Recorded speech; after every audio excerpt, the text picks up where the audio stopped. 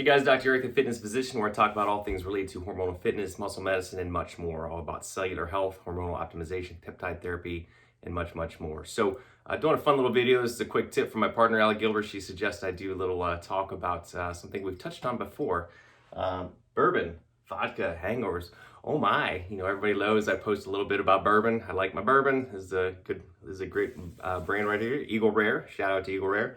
But of course, we all talk about health and nutrition, and of course, probably alcohol and sweets, and these are things that we really probably shouldn't take or eat or drink at all, period. And that's just a fact. However, we all know, and I tell my clients and patients this, that look, of course, we all have lives and we like to have some fun, enjoy life, and that's what life is about, enjoying it. Obviously, we can't be balls to the wall, strict 100% of the time we can, but then it kind of takes the fun of it. So as with everything, there is a balance, and you have to figure out ways to do that, but do so sensibly and responsibly and in moderation.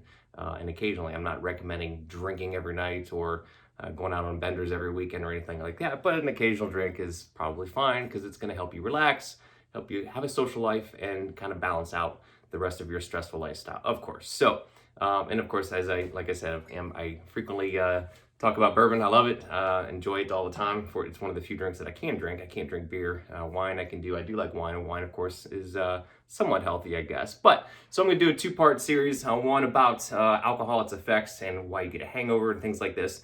And then the next segment, I'll talk about what you can do. How can you prevent this? How can you mitigate the damages from alcohol, not only that day, but the next day, and prevent a hangover as much as possible. So we'll talk about that today. So bourbon, vodka, and hangovers, oh my, part one. So first of all, of course, it's a toxin. Of course, that's the most obvious thing, and everybody knows alcohol is, unfortunately, despite what everybody says, it is a toxin. It is toxic to your body, toxic to your liver, etc. Our body, of course, does a great job of detoxifying everything that we do come in contact with because we're hit by toxins every single day.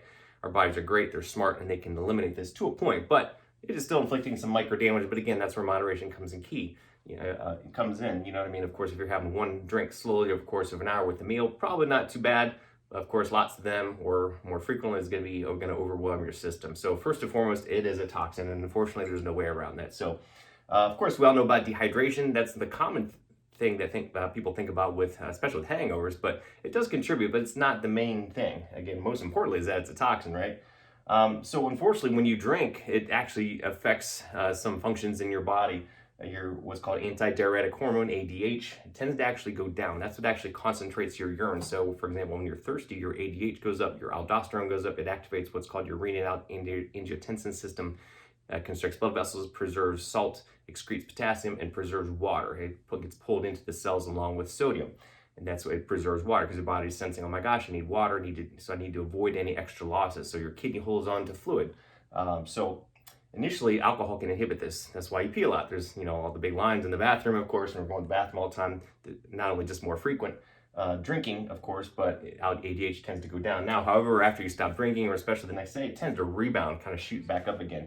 So you get a bump in ADH, you get a bump in aldosterone, and you also get a spike in cortisol, and secondarily a spike in insulin. Now, all these things can, of course, cause some fluid retention, some sodium retention, which really is a good thing. However, it can, when you're already a little dehydrated, you can get a little water retention, a little puffiness, and can cause some headaches and contribute to these things. So an acute rush of this is not always a good thing. So you get that rebound effect.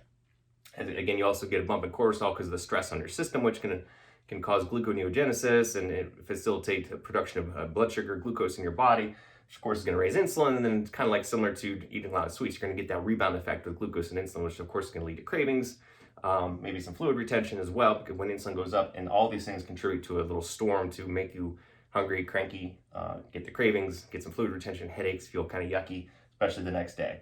Now, acetaldehyde is also one of those toxins that I was talking about. There has other toxic effects too. This is the most common one, when your body metabolizes it into acetaldehyde and other components, which I won't get into, but basically your body's unable to excrete. However, these things can kick off a flurry of cytokines, hormones, and thromboxanes, which contribute to things like blood clotting and inflammatory responses, and more cytokine and release. Basically, these proteins and these enzymes are released into the system. These are things, again, that can contribute to various things, such as clotting and inflammatory responses. Get some of those, can affect your natural killer cells, your T cells, your B cells, basically your lymphocytes, your infection-fighting cells. So it's kind of like, for example, when you get sick, right? These go up.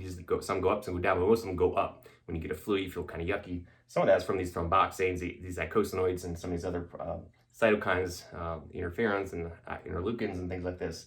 So that can be an effect as well. There's congeners inside there of two inside alcohol, especially the dark alcohol, I'm sorry to say.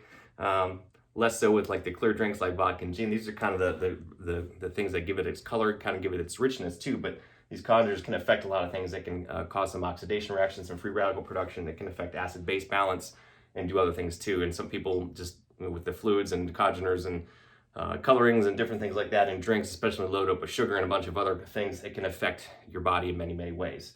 Of course, food I throw in there too, because not that food is bad, but of course we all know that when we drink, we tend to eat, especially not good things. We load up on chips and pretzels and things like that. And of course, if you're not used to that, that alone is going to have a bad response. You're going to feel kind of shitty because of that. So you throw that on top of everything else, probably not going to feel so good that night and definitely the next day. So these are just some of the things that can contribute to a hangover. Not to mention other things too, right? You know, if you're having a stressful night, you know, you're getting in arguments or anything else, you go to bed late because you're up drinking, then your sleep's off, your circadian rhythm is disrupted.